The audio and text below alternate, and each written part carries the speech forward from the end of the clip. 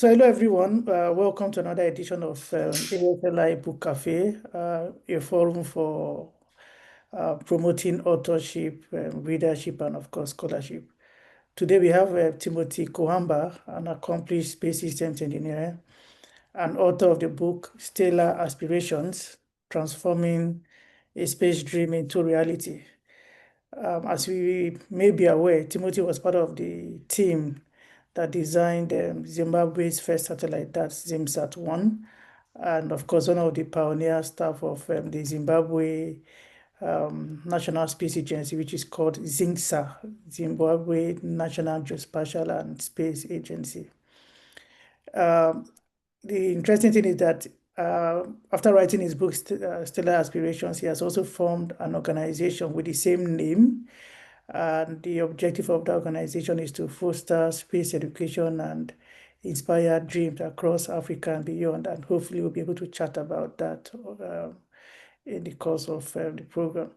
So thanks everyone for joining, and I'm looking forward to a stellar experience, stellar discussion with him, time with with Timothy and of course everybody.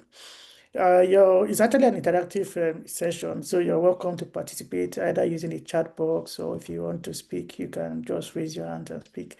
It's I know there are going to be a couple of familiar faces. Some will still join us later, so I look forward to an interesting conversation. So, Timothy, to start off, you may recall that I called you when I first when I got the copy of this book. In fact, I took a picture and snapped it and sent to you because I was kind of excited that at last I'd gotten this book. Because one of the challenges we have in Africa, I think maybe we'll also touch on this later, is we don't have many space-related books, whether it's scientific or non-scientific, whether it's fiction or non-fiction. So I was really happy to have been able to get this.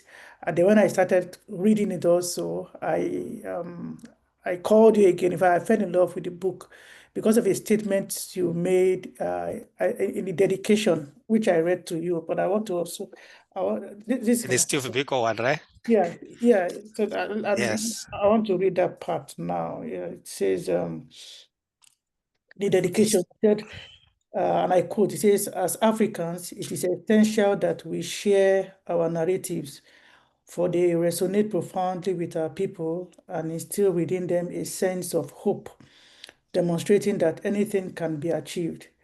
I eagerly anticipate a wealth of books that will continue to share our stories, inspiring the next generation. The documentation of our stories is of utmost importance. Even if even if you pass on, the story will endure, keeping your legacy alive indefinitely. And then you say written information is treasure for the future. So that really got me excited because that was actually the reason why we started this book cafe at the beginning of this year, particularly for this purpose as you've described here. So maybe to start off the discussion, would you like to share with us what really led you to writing this book? Yeah. So you find writing this book was motivated, one, by the Facebook post that I posted in August 2014, which I had said that I want to build a satellite that go to space. So that post had 5 likes on Facebook. And one of my colleagues, I think one of them, he asked me like, what is your dream? Then I said, building a satellite that will go to space. So, and another colleague asked why. Then I said I was motivated by how those twins, the Siamese twins, were separated. You know, it was something that was also good. So we also need to do something much better. So after 8 years, when the satellite was launched, after I realized my dream, I had the excitement. I had many challenges along the way. 8 years is a long way.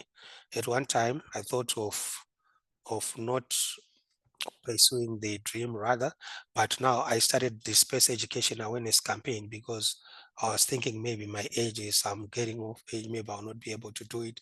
There was no any light of for me being able to build the satellite because I tried to engage some authorities at that time in the First Republic, but I had some challenges because, you know, it is that time when I started the World Space Week National Coordinator, but I was alone. So, it is very difficult for you to engage the government when you're an individual, when you don't have a team that you have built.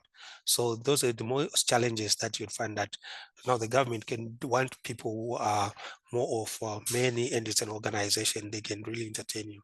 But of course, I went into many offices up to the ministers at that time, because I had the zeal, because it is that time when I'd finished my education in Nigeria, where I first learned about space. So I'd seen many opportunities that the country was facing. So I was really eager to help in the endeavor of really improving the country. But facing those challenges of engaging the government, I later now started down to do it in private schools, because it was very much easy for me to do it in private schools, because there's no much bureaucracy of you engaging in private schools.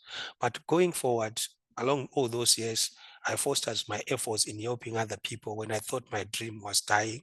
I thought maybe if I'm not going to be the one who's going to do it, if it is going to be somebody whom I have helped, then I've also achieved my dream. It was at that time I had that notion of thinking of saying, okay, if somebody else is able to do it, then if I'm not able to do it, then it's okay, because I believe that a candle loses nothing in lighting another candle. So if I'm not able to do it, and I'm able to light another candle, and another candle is also able to provide the light, and other people see it. So for me, it was also good. But when the satellite was launched, there were so many posts on we came out on the national television, and it was news all over. And the people that knows me, like from where I stay, the pride of saying that this guy comes from, because I come from a remote town. Of course, it is the third largest in terms of population in Zimbabwe, Chitungwiza. So many people in Chitungwiza were very happy. They were very happy. I was like the pride of the city, that many people, they talk bad things about the city, but they're saying, okay, you always say about these things. Look, one of us has done it. You have taken the country to space. Even those people that stay in my wood, the whole day I was replying people on Facebook. Messages were coming on. Some saying, yeah, we have been motivated. We have been. So I said, oh, okay, now I'm not able to share this story to. I'm not able to share this story to everyone, to talk to everyone, because you can imagine that I spend the whole day responding to Facebook messages to people, of which you cannot be able to do that. So how can I do that? Of course, I had some parts that I had written about the book before, but it was too sketchy. It was just like more or less like an idea. Okay, I've done this. I want this. So I had the structure of the book was in my mind. Some of the things I had written them down, but it was not really structured, well structured. So I started now writing the book more proper, because I had the energy, I had the zeal, I had the excitement.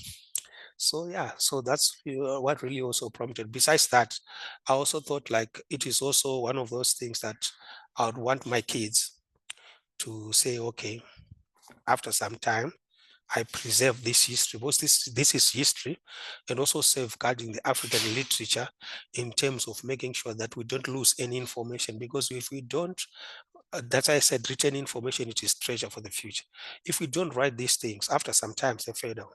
We need to document these things very well, how the satellite was built, how I managed it to to pass through each and every stage in my life. So you see that the book is structured that I write from my early childhood, then at each and every chapter I share my lessons learned at different stages of life, because I've passed through, like I've worked for almost 15 years for in the government of Zimbabwe.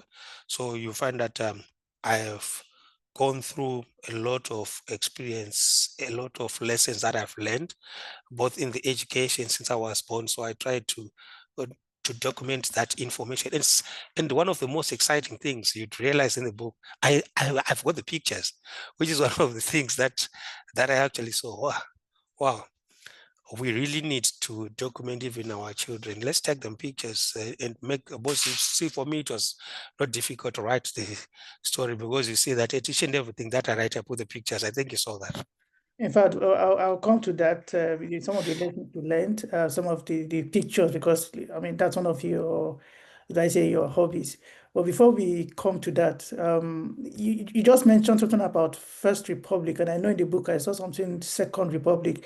What do you mean by First Republic, Second Republic? What does that really mean? Okay, so Zimbabwe got independence in 1980. So the president from 1980, I think, to 2017 was Robert Gabriel Mugabe, the late.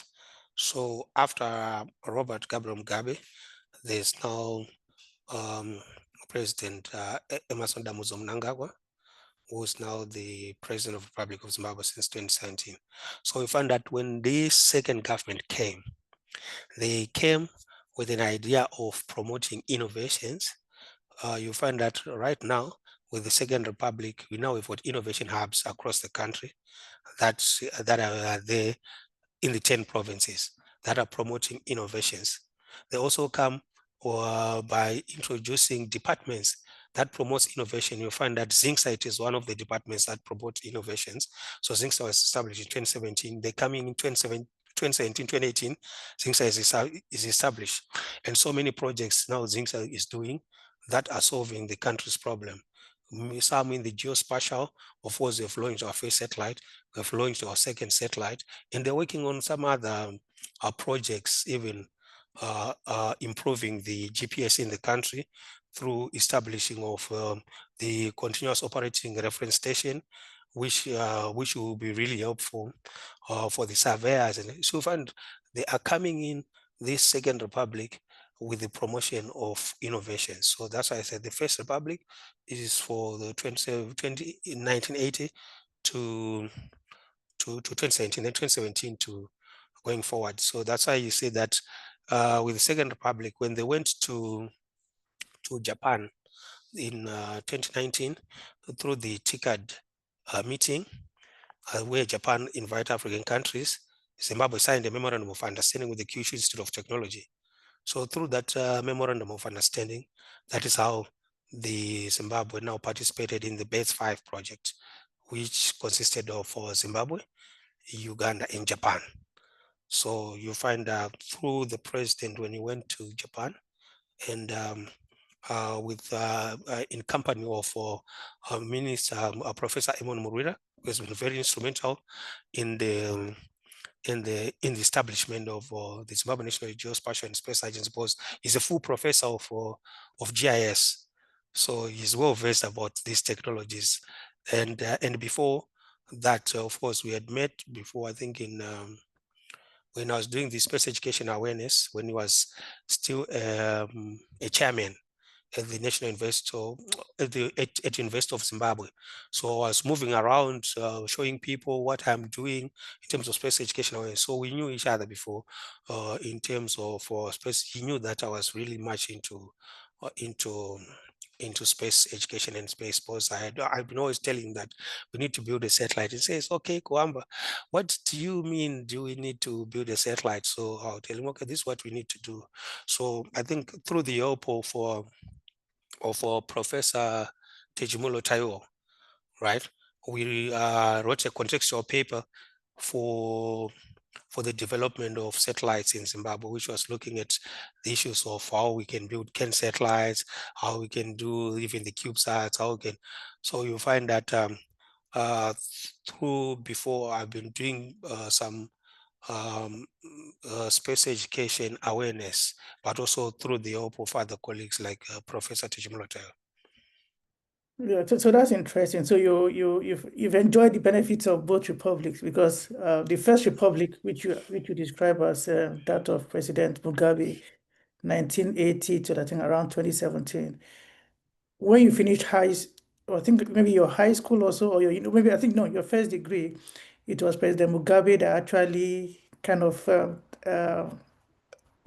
attended your convocation and hearted you, if I may use that word, which was more like a blessing and launching you, if I may put it that way, into, is it, how will you describe that Yeah, experience? but I'm not really saying that they were really bad, because you find that it is the first republic that gave me an opportunity to go to Nigeria, because I was working for government, and and I was given an opportunity to go and learn in Nigeria.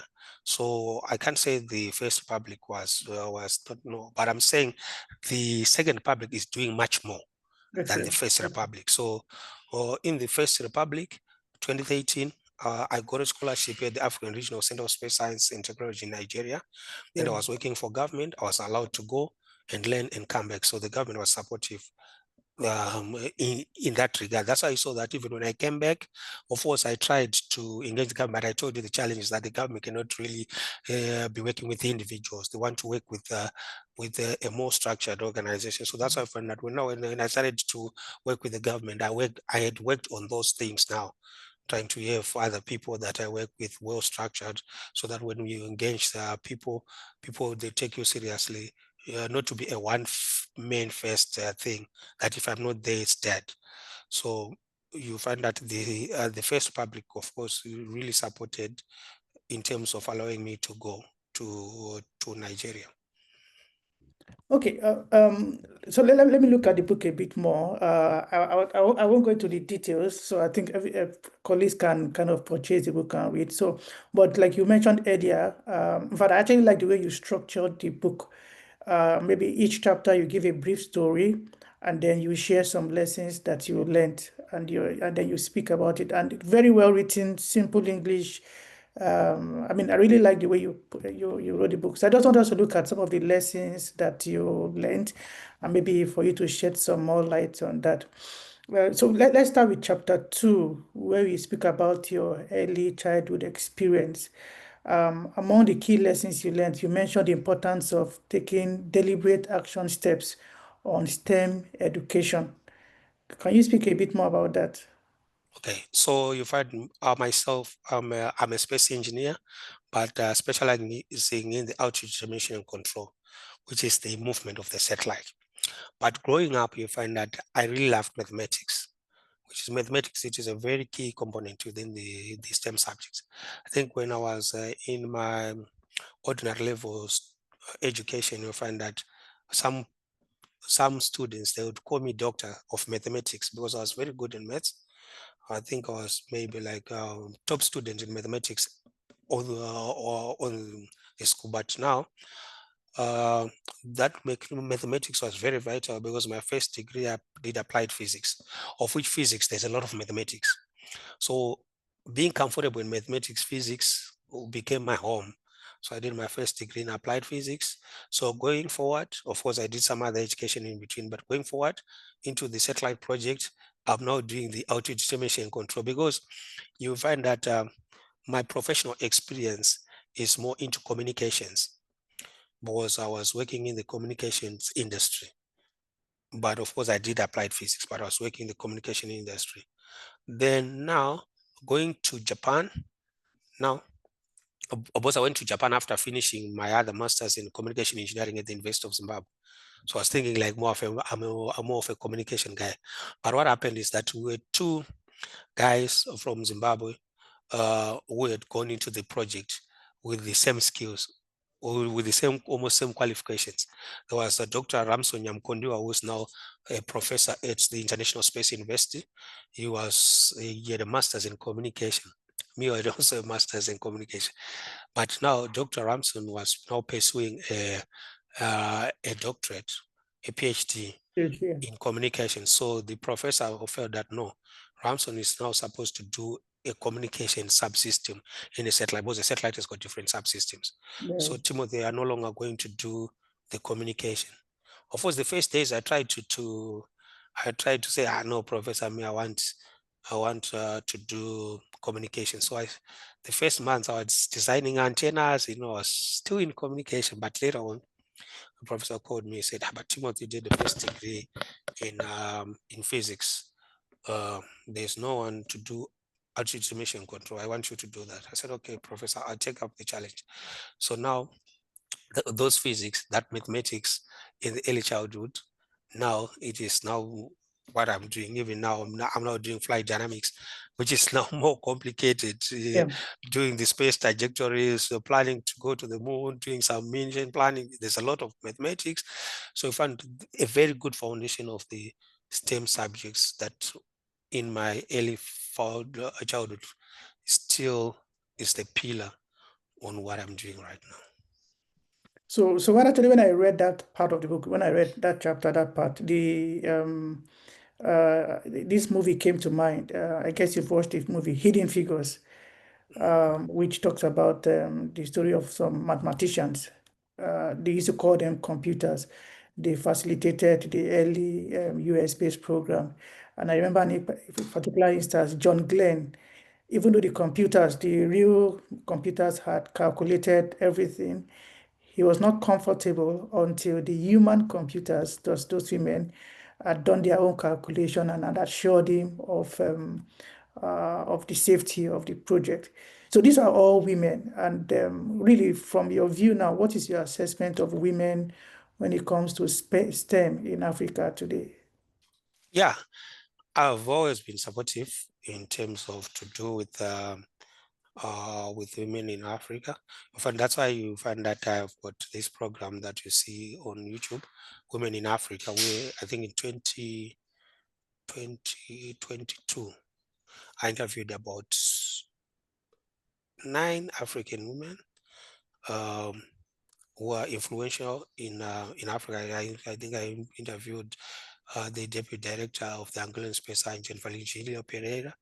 I interviewed the board member for Elect SpaceX, Dom, Susan Marabana. I David interviewed Asuti, Dr. Alex Asuti Dom Bolo, from Zimbabwe. Then also there's Basuti Bolo from Botswana. Then I also interviewed, I think there's Elect Dom from Zinsa. from Nigeria also. Uh, Oh, okay. Yeah, the lady yes, from Nick Comsat.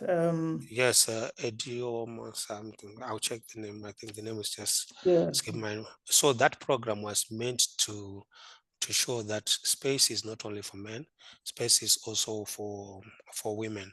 Because I know there are some programs, girls in ICT, so we need with them to also share their challenges, because what I know is women, they face a lot of challenges that men, some of them we don't face.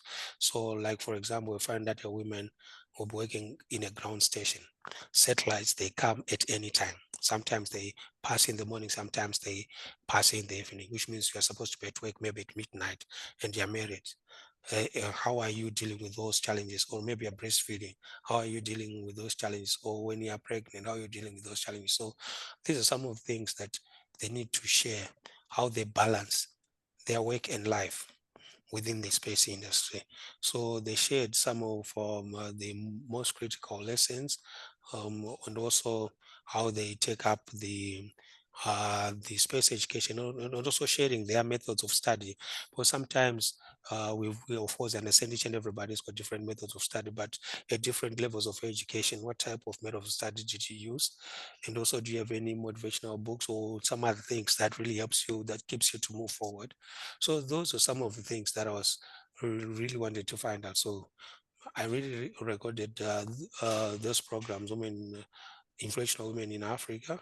Yeah. And yeah, I still believe I need to continue, because I think this year I was thinking to continue those episodes, because I think they really capture some of the things that we really want more women within the space industry, because the space industry is growing, and we really need to promote all women to take up some of the posts within the space industry. Yes. Yeah, yeah, it would be nice to continue those programs and actually to maybe even see how either through that program or other means to influence government policies, both at the national level and at the continental level, to ensure that uh, there are policies and structures put in place to ease the participation of women in space activities at different levels. So, yeah, I think it'd be nice to see that program continue. If we move on to chapter 3, one of the lessons you mentioned there is around teamwork and knowledge sharing. And I want us to look at it from a broader context. That's the issue around space collaboration or cooperation in Africa. What will you have to say about that? Yeah, sure. I think the African space industry is moving in the right direction, because I can tell you that I also participated. SADC has got a shared satellite system. where we are, the SADC region wants to build a communication satellite, because we understand the communication satellite is very expensive. So they started building up a framework. I think it's in 2018. I also participated in the regional forums of that shared satellite system at some point. And now I think it is now at a more advanced stage, this shared satellite system. So we found that the SADC region already has got a model that other regions can actually take a leaf, that we don't need to compete, right? We need to complement each other. This is expensive.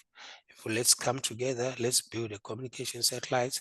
You tell us what you need to address your challenges, then that is taken into consideration within the satellite. Let's also build capacity building within the region, because we are putting all of our resources where one couldn't, then all of us we can. I think there's an African proverb that if you want to go faster, go alone, but if you want to go further, let's go together. So now the SADC region, now they're coming together and they're going to go further. You're going to see this project very much successful.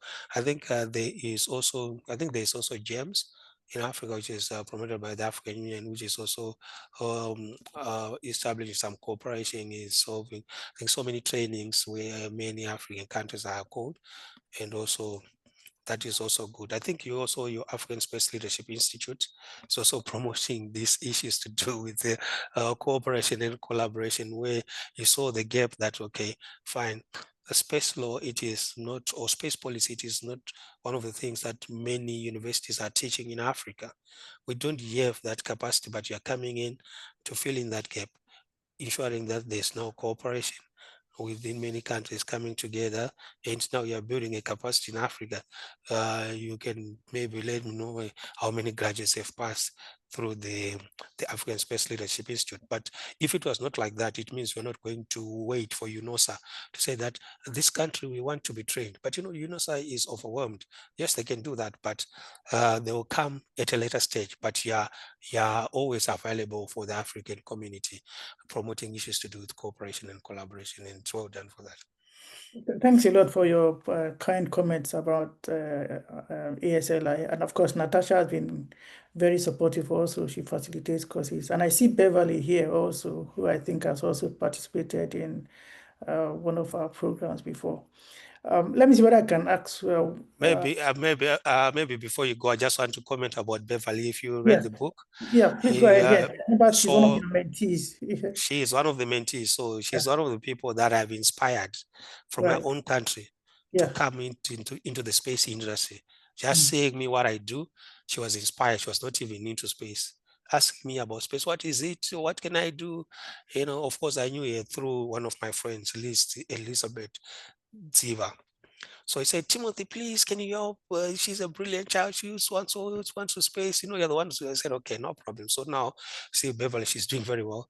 She has attended some of the space conferences. She's presenting, I think she won an award at African Space Leadership Institute, of which I'm proud. So in fact that I also mentioned in the book people whom I have mentored. I think one of the CEOs of the national broadcaster right now is one of my mentees. He also learned in Nigeria after me.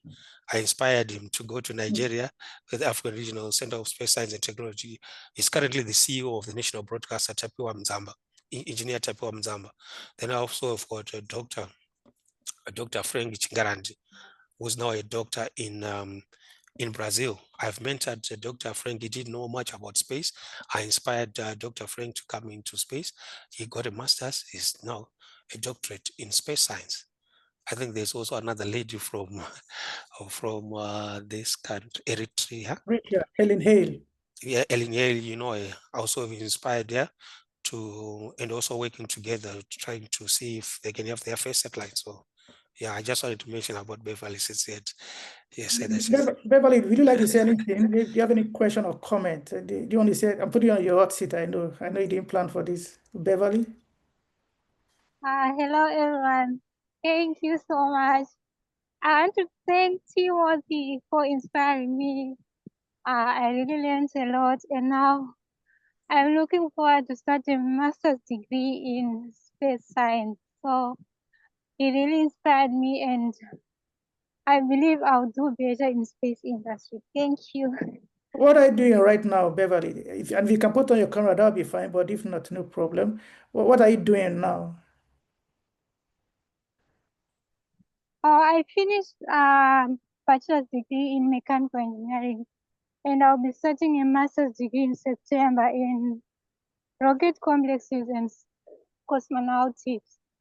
I'll be specializing in designing rockets and spacecraft Wow, in that's great. Russia.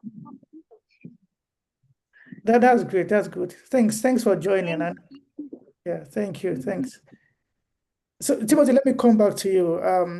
Let me just whether I can ask maybe one or two more questions around the lessons you've learned. Um, Somewhere in chapter 4, where you talk about your early professional experience, you were working at some point and you were schooling at some point. You did a lot of internships, especially at the Zimbabwe Broadcasting Corporation.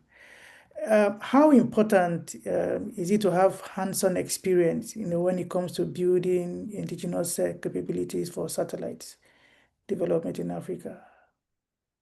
You know, hands-on experience, it is the most important because I can even tell you when we went to Japan, they don't care about what you have. Tell us what you can do in 3 slides. That's what you present to the professor. So you'll find that the skills are more important than the educational qualification. So the skills, but I'll divide them into 2. So I'll divide them, I'll say we've got soft skills and we've got hard skills. Hard skills are the ones that you get, will make you pass with flying colors. Of course, you can be able to work with any equipment and you can do this, right? Hard skills, but also soft skills, because you'll find that you also need to know how to communicate, right? Even in space policy, you need to know how to communicate the policies, even when you are now maybe the one who's representing, maybe there's some liability that has happened, how to quote the reference, how to communicate to other people, or even how to write information. If you even how to write books, it's more or less like soft skills, because they're not really taught that much at school. Then in terms of the hard skills, programming, it has become now a most essential thing. Taking you back, long back, a computer was used by bright students, but a computer, everybody uses it. So things are moving in that direction where programming was for students who were doing computer science. But now in each and every, I think in each and every sector, whether finance, industry, building, you'll find that there's now programming. The issue of artificial intelligence coming in, they program, they train their own data sets, even in health. They program, they train their own data sets, it helps them do their work much better. So you find that has been now becoming a more important thing. Of course, when you are doing the satellite development, a satellite has got different subsystems. So let me break them like this way. A satellite, it requires power, right? Because when it is in space, let's say in low Earth orbit, sometimes it is in eclipse, sometimes it is in sunlight. So when it is in eclipse, you need to use the batteries. When it is in sunlight, it needs to charge. Which means people with electrical skills, they are very much important, which means knowing your electrical theory and also being able to understand the physical components out there, join the electronics is very much important. That skill is very important because even in the satellite development, you have to develop your own board in the first phase of the satellite development, because it is divided into phases where you've got the breakboard model, then you've got the preliminary development review for the satellite. When you now have this system diagram where you want to say, okay, this is how the satellite will be like. Then you also go to the CDR, the critical design review. Now you have now made your different subsystems. Now you want to put them together and you want to check them. So you find at all these different stages, you really require different skills. If you are into structure, like for example, what people are saying that I was doing mechanical, which means you need to be able to draw, because you need to draw the satellite structure, you need to take its integrity. You also need to do the vibration testing for the satellite for you to really understand how the satellite, when it is in the rocket, when it is being shaped, is it going to maintain its integrity? Means the mechanical skills are very much important. Like in my case, since I was doing the altitude determination control, which means there's the motion of the satellite, the behavior of the satellite, how it will move, or also how to control it to point to a specific area. Like for example, if it is an Earth observation satellite, the satellite will be rotating, but you want the camera to be facing downwards so that you can be able to fulfill your mission. Which means you need some physics, those skills from physics, mathematics that I was talking about. That is very much, that is also very much handy. Then also we talk about the command and data handling, which is the brain of the satellite, which you need to command to say the satellite do this subsystem do this, can you do this, can you stop doing this, which means you need a lot of programming that you really need, because you're not going to do some embedded programming where you program a lot of microprocessors. So those kind of skills, they are very much important. So from all these different subsystems of the satellite, that of course there's a payload, or it can be a camera, or it can be any for scientific method. But one of the most important things in the satellite development, since I've said that all these people, they are different, but we have one goal, which means teamwork is very much important. Because if your own subsystem is working and another one is not working, then the satellite will not work, which means we'll not be able to meet our objective. So one of the most important things in the satellite development, it is cooperation and collaboration. I think even in the space law, international cooperation, it is also being promoted within the space industry.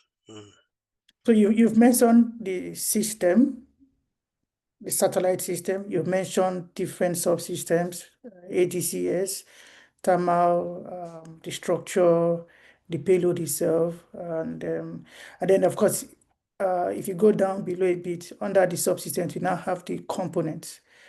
So in terms of priorities, where should we place our priorities? Because in the book, one of the lessons you learned, you actually quoted Stephen Covey, and the way he said, the key is not to prioritize what's on your schedule, but to schedule your priorities. Where should we place our priorities when it comes to satellite development? Should we look at focusing on components? Of course, there are a couple of companies in Africa, especially in South Africa, that focus on specific components. Maybe some others focus on subsystems. Some others look at the integration of the satellites as a whole. What do you think? Okay, so mainly when I wrote that statement, of course, looking into the national perspective, is that we don't build satellites for fantasy, right? We need to build satellites that focus on our national strategy. We're not like competing that since this country has launched a satellite, we also want to launch a satellite. You only launch a satellite to address specific needs of the people. Because the first thing that you do when you're building a satellite, you need to define the needs of the people. What are the problems that the country is facing?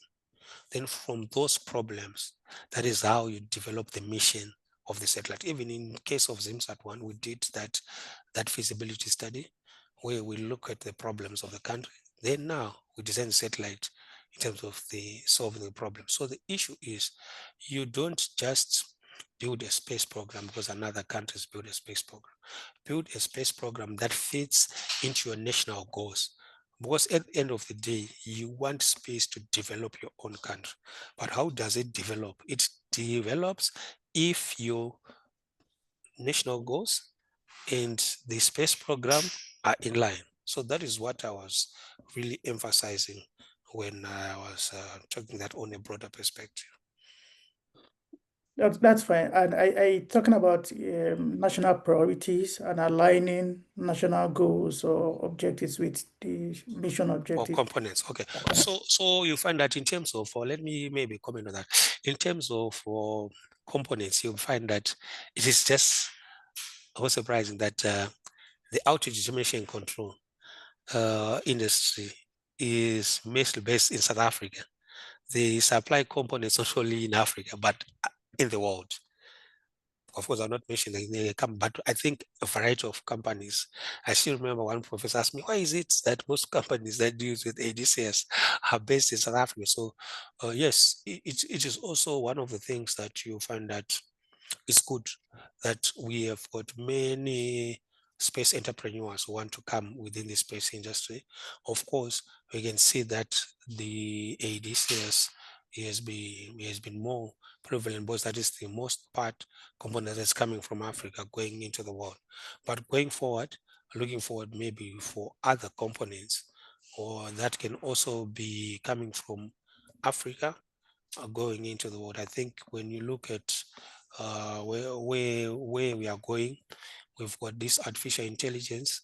So having our own things in Africa feeding into the world, I think it will also be a good thing. So the issue is we need to promote some startups, but the most challenge is that most of the startups are dying because I think the model that is used in Europe, they provide some seed for the startups because they understand that a startup does not have money.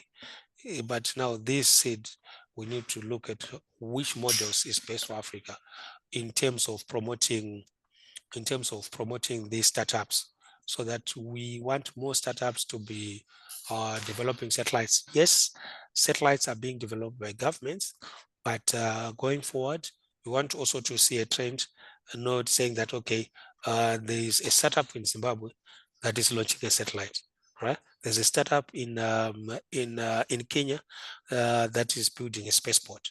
There's a startup in this country that is also providing some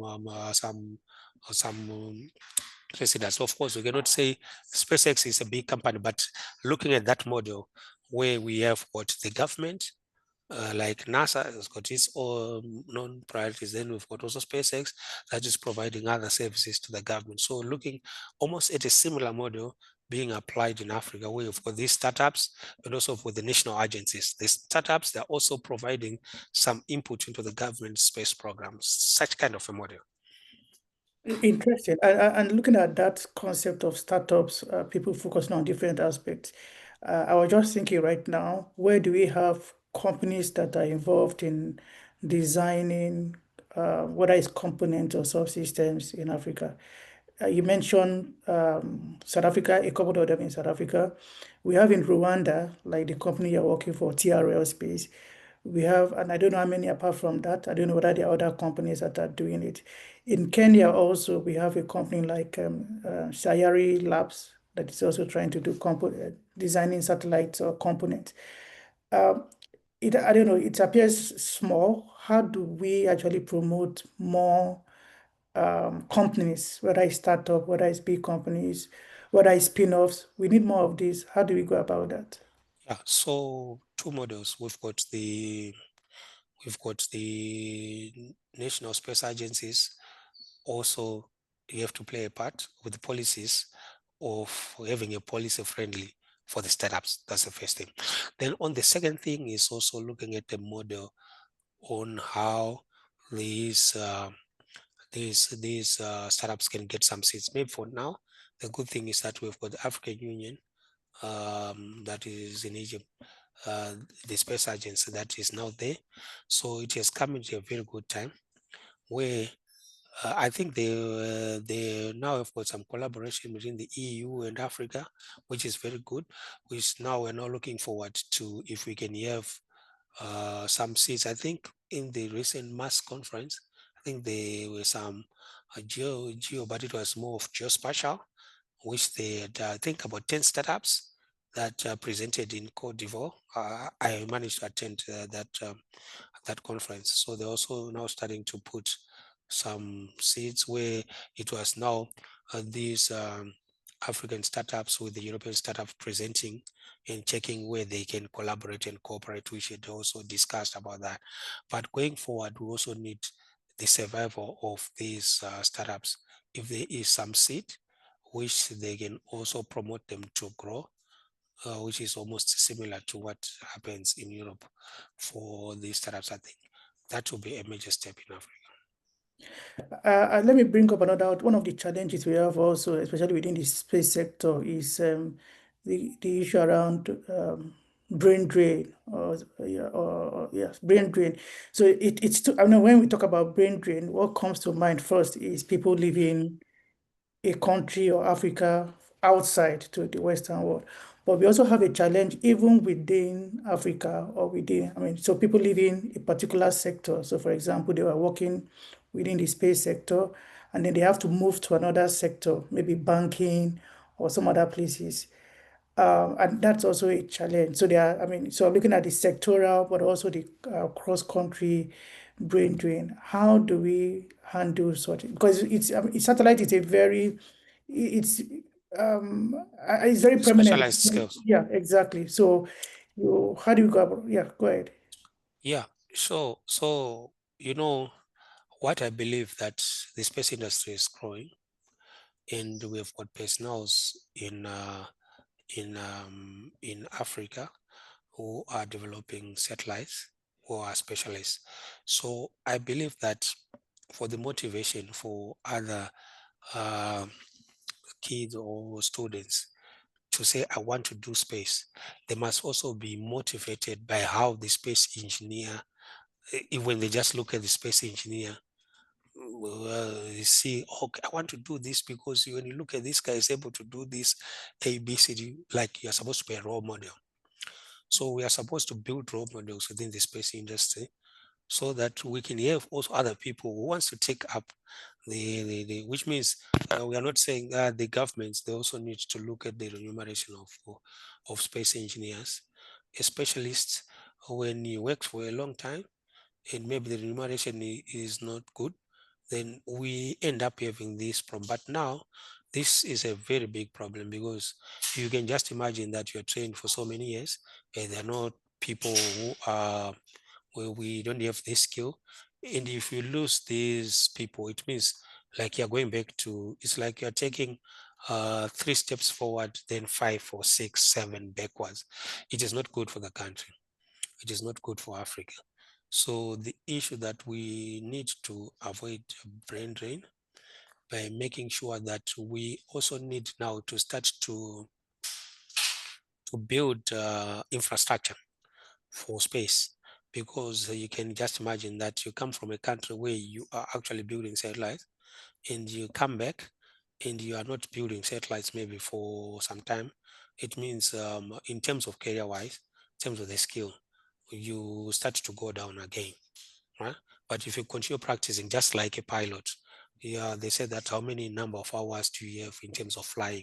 You cannot just say that I'm a pilot. I fly this year, last 5 years, and what did you do in the other years? And you have not been flying, so it also creates that void. So now that's why the issue that I was saying that we from the Steve Covey's quote, right? The strategies, we need to make sure that we don't just go into space for fantasy. Let's have a continuous program that is consistent, that say, okay, when you finish the first one, we want to do this, we want to build capacity, we want to develop, let's have the infrastructure. Because when you have the infrastructure, it means now the people can start to practice it practically here. Because that's what we need. For example, right now, if people build a satellite, if they want to test it, they have to go maybe to Japan, they have to go maybe to some other countries outside Africa. But why can't we have that kind of infrastructure? Let's say if we cannot have maybe individual countries, we can maybe put it maybe in the center of Africa. Maybe it can be Kenya or some other country where countries from the southern part of Africa can come and test their satellites. It's very cheap to come there. Some in the east, they can come to come there. Then, which means that collaborative effort of saying maybe if one cannot have, let's put our resources, let's have these testing facilities, let's have these facilities, let's say maybe the testing in this country, then the building in this country, then this one, which means we build different specialities that complements each other, which means this country focuses, just like when you look at the International Space Station, you look at the robotic arms, Canadian robotic arm, this one is from this country, this one is from this country, this one is from this country. They're putting all their specialties to build one thing. So I think it is almost like the same model that we can take, but in terms of space development, since we're leapfrogging into this technology. So let's put our resources together, but we need infrastructure. We need things working. Let me put you in a slightly difficult position. You were working with Zimbabwe National Space Agency. You've left there. You're now in Rwanda for a private company. Do you consider that as brain drain, or do you think it's for the good of Africa? Well, like I'm still in Africa. You'll find that I can even tell you that I've done space education awareness. I'm still doing it here, even in Rwanda. Like I told you, I went to Cote d'Ivoire. I was doing also some space education in Africa. So I'm still very much active in terms of space education in Africa, and also through the writing of books, like the Stellar, what do you call it? The Stellar Aspirations, Yeah. where you find that it is not only limited to books, but it is now also expanding to have some satellite kits, which can also be used for space education here in Africa. So we are fostering education in Africa, like we said in the Stellar Aspiration page, through space education, whether it can be literature that we are also developing, and also practicals that we are also working with my other colleagues from that I was with in Japan. We're trying to build some kits that can be used for space education. So we are still very much active. It's good. I framed the question in that way, Africa, so that it don't sound. I just wanted to make it a bit easy also, because actually you may be aware that the African Union has this policy of trying to ensure that skills and ability, skills and talents and knowledge move around Africa. So whether you're in Zimbabwe or Rwanda, at the end of the day, it's all for the good of Africa. I guess I think you agree with that. Yeah, sure. Yeah. Okay, let me pivot a little and just also encourage colleagues to join in the conversation. I know a couple of comments are going on in the chat box. So if you have any question or comment, you can, of course, use the chat box. But if you want to speak, you're also welcome to do that. I want to pivot a bit and speak about some international policy and governance issues. And one of them, which I know is kind of dear to you, is the frequency spectrum coordination of management. And I know you've attended a couple of World Radio Communication Congresses representing Zimbabwe a couple of times. How will you describe Africa's participation in WRCs generally? Yeah, the African continent, I think it is doing very well, because at the last WRC conference, so the World Radio Conference, it is held every 4 years. So it is where the rules and the regulation on how the radio frequency spectrum is managed across the world. Because the radio frequency spectrum, it is in national resources, so we need to use it effectively and efficiently. So one of the most important things in the radio frequency spectrum is harmonization of frequencies. Like, for example, you find that long back, maybe like you are in Zimbabwe, and then you go to Botswana, you find you needed to change your handset or your mobile phone, because the frequency that was using in Zimbabwe and Botswana was different. But going forward through the adoption of harmonization, you'll find that you use your phone even when you move from Botswana to another country. So these are the things that now, when the WRC sits down, they pass to say that we adopt this frequency to use this new technology. So for example, I find that we've got 5G that is there, but now there's 6G, 7G that is being studied. So there are study groups within that four-year period. So what happens with those study groups? They study at the ITU what the new technology means. Then we've got regional bodies that we have, like for example in Africa, we've got the SADC, we've got ECOWAS, right? We've got the Asian group, right? These different groups now look at what is good for them, which technologies are good for them to adopt. Then they come up with some resolutions. So you come up with a regional resolution like from SADC. Then from SADC, you need to harmonize yourself to Africa, which is ATU. Then from the ATU, you go to the WRC as Africa. So now each and every country has got an equal to vote for the adoption of different technologies. So the last one that I attended was the WRC 23 in Dubai, where one of the major things that the African continent managed was that most of the orbits for the Southern Development Region were affected by some terminals in the Western. So they were pushing a lot of power. So the orbital geostationary orbital slots were degraded because each and every country has got an orbital slot. There's an obligation for an orbital slot that you can put your broadcasting or your fixed satellite system. So all the orbital slots, or most of them, I think only Angola was not affected, but Zimbabwe was affected, Swaziland, Malawi, I think in some other, in Tanzania, they were affected. So the African came up with another resolution to say that we need to be given other orbital slots to compensate those that have been affected, not to wait for a very long period, for those periods that you need to wait for a long time for you to get another. So a resolution was passed, I think resolution 59.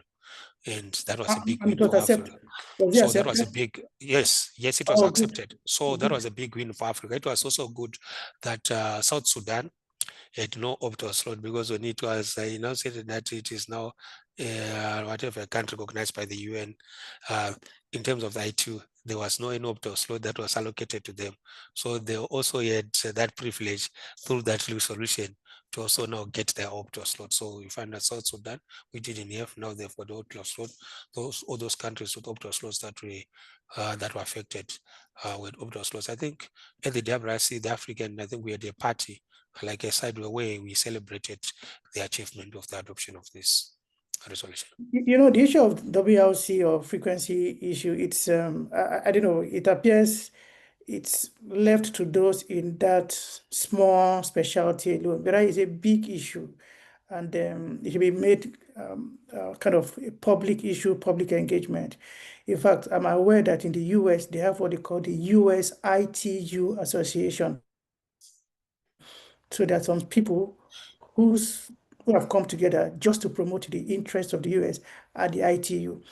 That it's, I mean, it's separate. It's not the same as the ATO, which you mentioned, the African Telecommunications Union. But this is like private sector people who are actually trying to promote the interests of the US. And I think maybe after WLC 2019, when the US did not get its interest adopted, they actually proposed that the US should pull out of the ITU, even though that was not followed through. So I'm really thinking that we need to, Africans and the whole of, and the African Union should put more interest on this issue of the WLC, because nothing works without frequency. I mean, we can't even but you'll find that Africa has moved a step forward. Okay. It is no longer the Africa that they used to know. Okay. That maybe people just go there and they just accept whatever technologies they are just coming on. You find there are now very many people are knowledgeable in terms of satellite communication. It is a very, like we're seeing the ITU satellite, so many difficulties, so many things, but you find now we have the knowledge. We understand, like myself, I was participating, representing Zimbabwe within the satellite communication.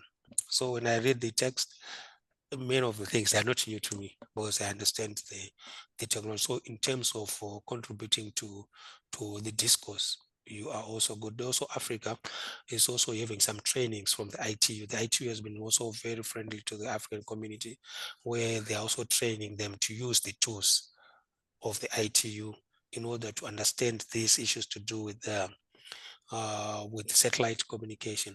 But also the participation in terms of numbers for Africa is increased.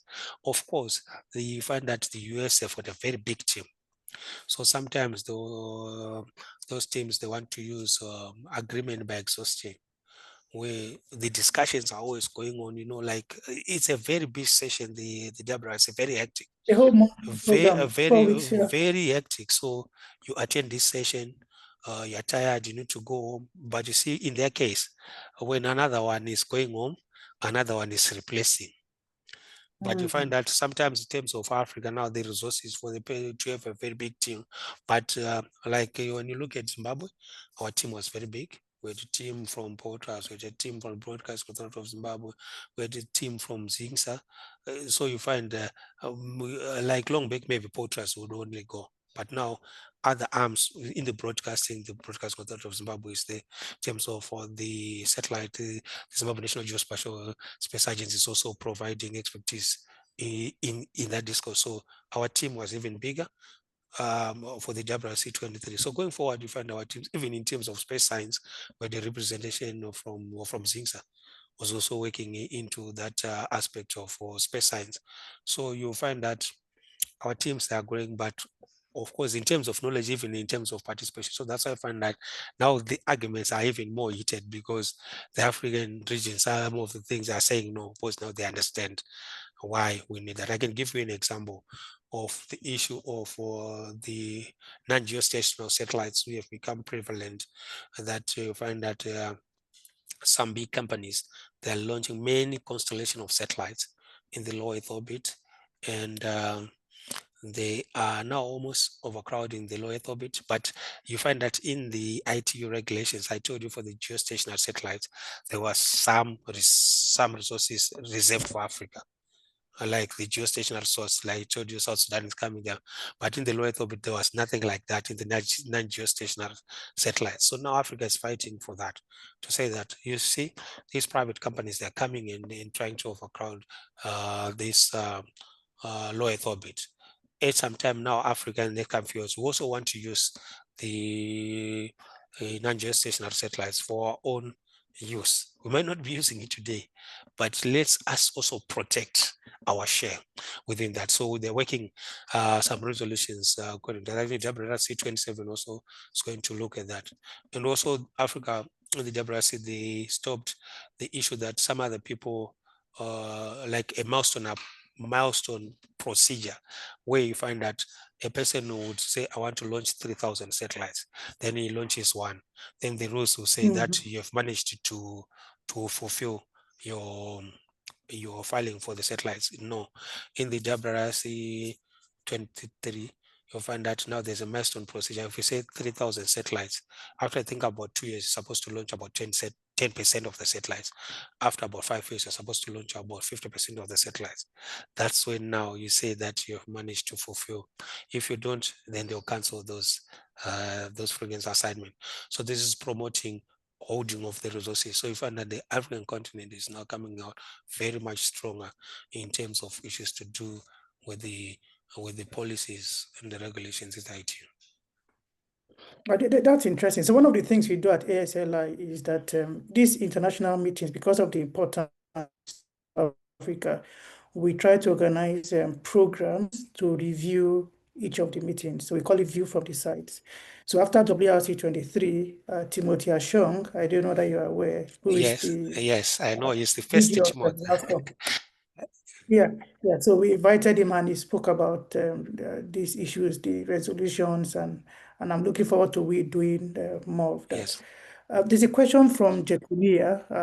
I just read the question. It says, one of the challenges we have, it's in the chat box. Okay, let me check. One of the challenges we have is linking the upstream and downstream space applications. It is important that as Africa, that we understand the value chain and the space economy in our context. How can we invest in this aspect so that we can strengthen public and private partnerships, as an example? Okay, he's saying that within the space economy in the African context, yes. private partnership. Yes. Yeah, I think one of the companies that I can mention is Space in Africa.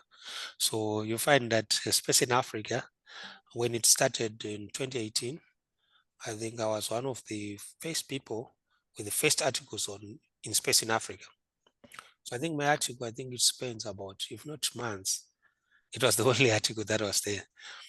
Then going forward, you find that Dr. Temida has done very well. We know how these things started. Now he had a model, he commercialized the product, and now you find that if you want to do anything, any news in terms of space in Africa is the voice. I think I saw just in a few days, he said that how I made $1 million company, what, which means like he's making a lot of millions of dollars. So the issue is not really about these opportunities in Africa. If there is any other place you find that the people from Europe, they would want to come to Africa, because Africa is really blessed with a rich and abundant resources. Other continents, they don't have the resources that we have in Africa. It can be gold, it can be diamond, right? It can be the natural resources, even of the flora and the fauna. We've got plenty in Africa. So in space, it is one of those things that can actually help even in terms of environment management. Like I can tell you, for example, too many elephants, they come with the devastating effects to the environment. But we also want to promote tourism of people coming in to see our elephants. How do we manage our elephants? How do we use the space technology in terms of managing our resources and also promoting our... So there are so many things that you find that some companies can be some just special startups that can be dealing with about this management of animals in to promote tourism. It can be some other things, but because the good thing about Africa, so many things have not yet been done. So opportunities are there. You'll find that when you go to Europe, most of the things have been done, right? Which means the opportunities are less. And so the money, where is the money? So you find, I can tell you one thing, that if you want to see that Africa, it is the place now, traditionally, you would find that it was China and Russia who were really interested in the cooperation and collaboration of Africa, maybe coming down to the liberation struggle even of different countries. They've been helped by these companies. But maybe the US was not really looking much Africa, maybe it was not really like their priority. But look now that there is now the US Africa partnership. The US now is interested. We had the first one, we had the second one. So that shows you that uh, things are changing, the dynamics are changing. The African space industry is growing. There are opportunities. Do you really just think that the US is just coming to Africa where there are no opportunities? They've been in the space industry for a while. So that should tell you that there are opportunities. But as Africans now, we need to see how best what we can do, and also looking at the sustainabilities of whatever we want to do. I see, Jaconia, you put on your camera. Do you want to say something?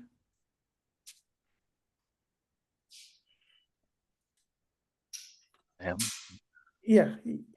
Okay. Thank you very much for this, and huge congratulations for launching this important book. Thank you.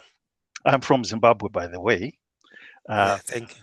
So it's also, we are also very happy, putting us on the map in terms of space capabilities that we are building in the country, and documenting that kind of history.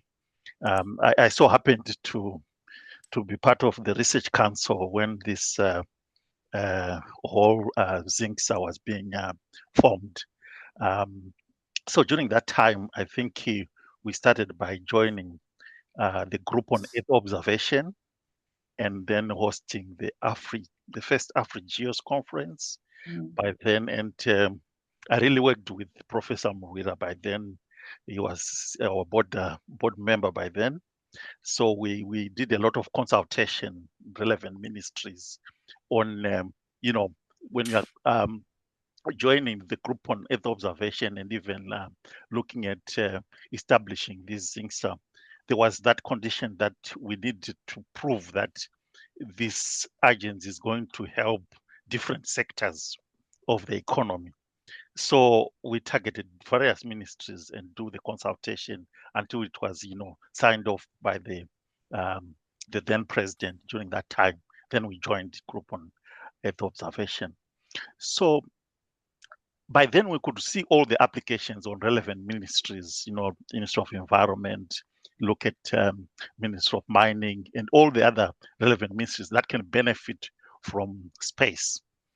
So my question now is, it appears when you look at various stakeholders in those ministries, or even the private sector, taking on board, building infrastructure of space capabilities is always a challenge because of it needs heavy capital investment. So one would expect maybe probably we have all these you know bodies like African Development Bank. We all have public private sector companies which also benefit from satellite images and all these other things, but we don't see these partnerships happening, especially in our African contexts. You are talking about the US.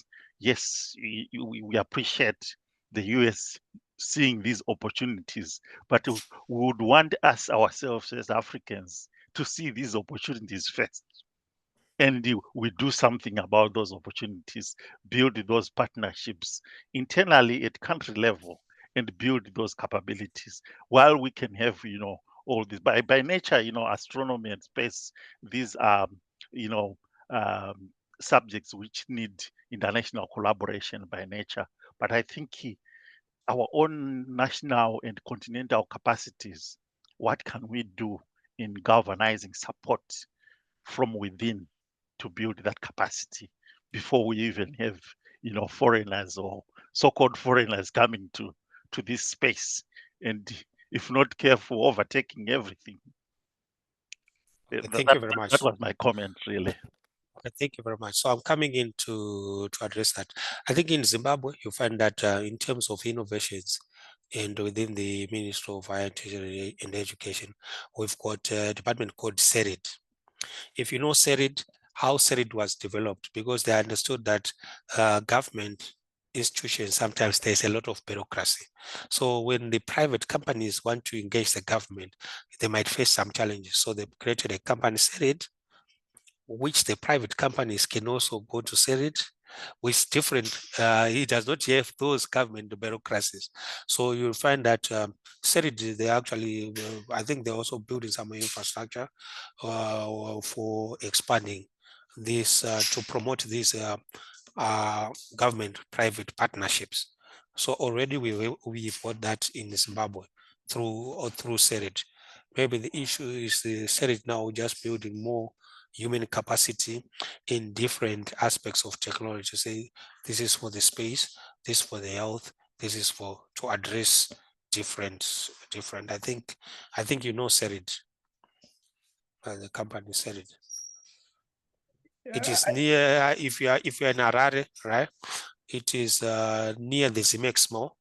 There's some government building there. When you just ask SERID, you can go to that, and I think they can help you. I've just put in the chat box a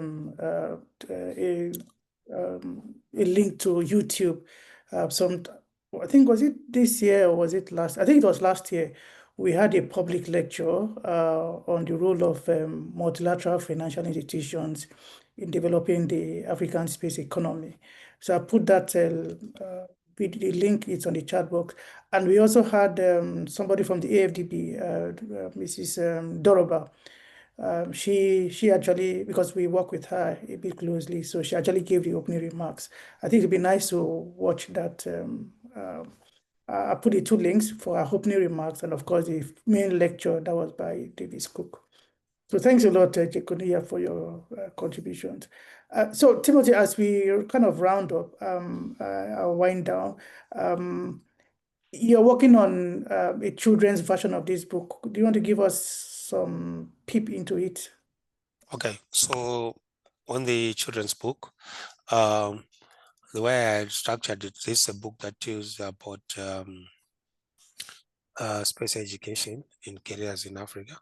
So the space education part is in each and every chapter. It teaches you the careers and the skills that you need to do for different aspects. So it touches on space engineering, space science, GIS, astronomy, space law, space traffic management, space tourism, and some space sustainability. So how I had crafted this book is that I've got characters like myself. I learned in Japan, I came back to Africa.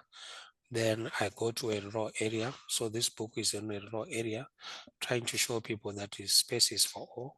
Space is not far away from the rural areas. So all the things that are happening within the raw area. So within the raw area, these people are discussing about what to do with space, and they're also developing that area. There's also the involvement of the chief, who's also part of both. The chief is very vital within the African context, is the one who rules the area. So this also to show that for any development of the space, we need support from the leadership of the area, like from the community leaders, for us to be able, because they need to understand, they understand the problems. And then for those cases with the technology, now they need to know how to communicate to the elders, cooperation and collaboration, like we said. So fund will be working together within the community, developing the community, of smart cities. But in the book, we've got smart rural. We're developing the rural area using smart rural. So yeah, there are a lot of concepts that are also there. For example, I'm also breaking the tradition and the technology. So there's a grandmother. The grandmother comes with the wisdom of the traditional, like for example, I can talk about astronomy, where they were using the traditional methods even when they are farming and they are doing these kind of things. But we are coming with astronomy, they are coming in with the technology, they do this, they do this, they do this. So we are trying to bridge the technology and the tradition, but also trying to show that we also need to appreciate the tradition and also implement the technology. So the book has got all facets of things. Very exciting book that you need to look into, and also bringing the new perspective of, like I said, speculative fiction, where you find new technologies were coming in because they were developed from the fiction and they become reality to us in Europe. But we are now trying to build our African context, where we also look at the space futurism. We look forward. We know our problems better than anybody else. How can we solve this problem? We have this storytelling. So we're trying to have this kind of literature that is both. For the past 10 years, I've been teaching space education in Africa. So I know the questions that most of the students have asked me. So I address them through the book. I know what they want to hear. So that's what I'm addressing in the book. So both we don't have the resources of having to move each and every corner of the country to teach. But this book has got the first version. The first version is the Zimbabwean version. We're going to have other versions for different countries. It can be Rwanda, South Africa, Nigeria, where now the only thing that I will change in the book is the setting. I changed the names of the book. I put it in the setting of Kigali so that this book will resonate much better to the people of Kigali. So I'm finishing the Zimbabwean version. So hopefully this year we can have two versions. I'll pick one country where it's like more or less like a pilot, but I want to see that if the structure of the book was almost the same, the characters, only the names they change, so that when they read the book, it's like it's speaking to them. It's not like it's a Zimbabwean book, because we're trying to promote this. This book is for kids. We want to feel them involved. How can we make them feel involved? Just making sure that this book gets into the setting of their country. Thank you. This sounds really lovely. Like I mentioned at the beginning, one of the objectives of this program is to promote authorship and readership. It appears the first portion of this book, I think it was self-published. I think. I mean, you did it yourself. Yes. Yeah. Yeah. How was the experience? How did you go about that? I mean, maybe there were some Okay. lessons for us to learn from. Okay. So self-published, like Amazon has got KDP, the Kindle Direct Publishing, where you can publish a book. But also in Zimbabwe, I've got Tisu Mazwi, who also was the editor of the book. So they're finalizing the distribution of the book. I think maybe in African context, we also maybe need to improve how best we can distribute books so that people can also be able to read these books, because we write these books for people to read. We write these books for people to get to understand all the information. So maybe looking forward, the other thing we find, sometimes we don't want to, of course, to be saying funding is a problem. So that's why I find that we try to do what we can with the resources that we have. But if there are other people who will be willing to put a hand, because the issue is the rural communities too will be marginalized. But if there are other people who feel like we want to donate the books to the rural areas, because I feel that is where the gap is. So that's why I see that the book, I put it in a rural setting, because I still believe that these are the areas that are being left out. But now with the advent of some centers that are being put by different governments in the areas, now they've got access to information. But now they've got access to information, we need to give them the information, because they will be now maybe on just on Facebook and other because that's what they are first receiving. But we need to change their mindset and say, get on the internet, look for this information. I think you've already touched on the issue of circulation, because that was what I'm going to ask about, how to make these books and materials available across Africa. But I think you've touched on that. But maybe a final question has to do with your organization, the Stellar organization. What do you do there? And, is there any way you want us to be involved? Yeah, like Stellar Aspirations. I mean, the organization now, because I think you have an organization called Stellar. Yes. I think so far we've a memorandum of understanding, I think, with one company. So we're looking forward maybe to have more memorandum of understanding with other institutions, because we're not only just in, for as I talked about books, but we also have got some startups that Stellar Aspirations startup. I think we participated in the national contest in Zimbabwe. It deals with more farm management, but with artificial intelligence and some geospatial things that we are also putting there. So I've participated in the innovation competition. So we're now working on maybe finalization our product and in the adoption. So Stellar Aspirations has got some other people and we've got main assets, but on the website that we did not put for the startup, because there's some information or some other invention that we are trying to protect.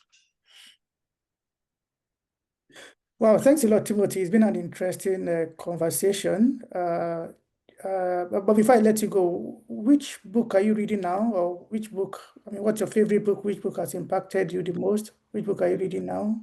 Like for now, I've not been really reading book. I've been finalizing the writing of for Stellar Kids and also doing some work.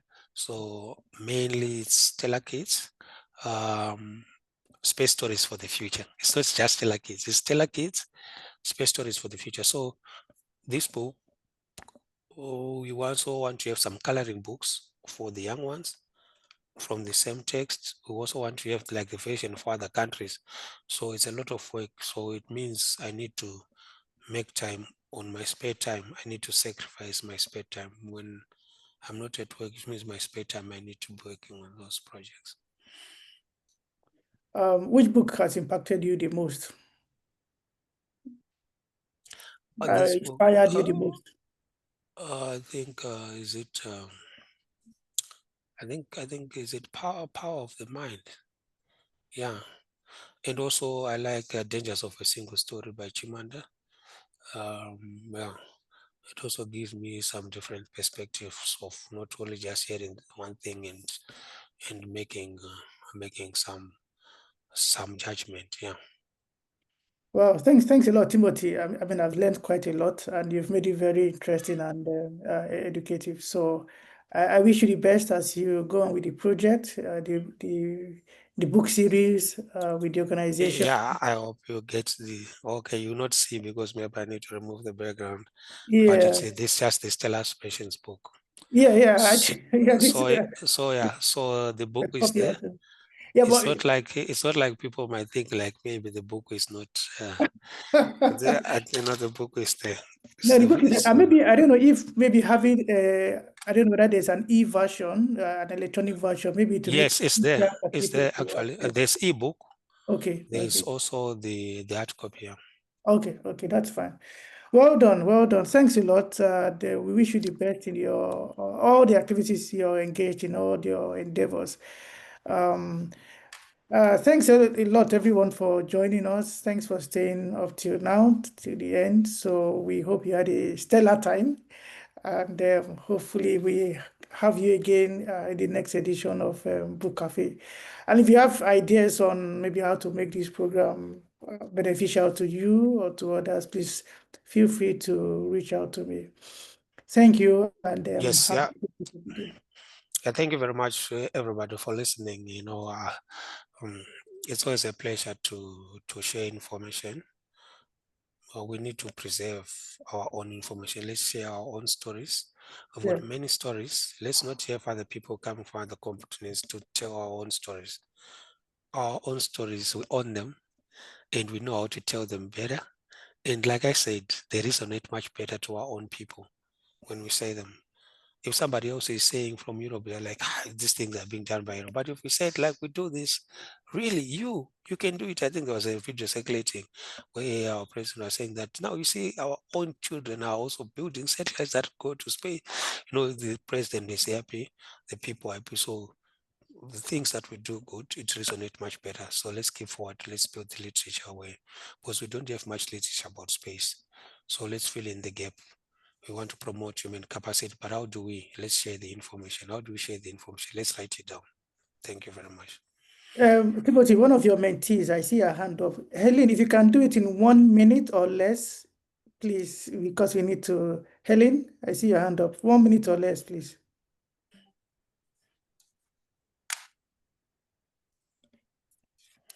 Hello, Helen, we can't hear you. You're muted.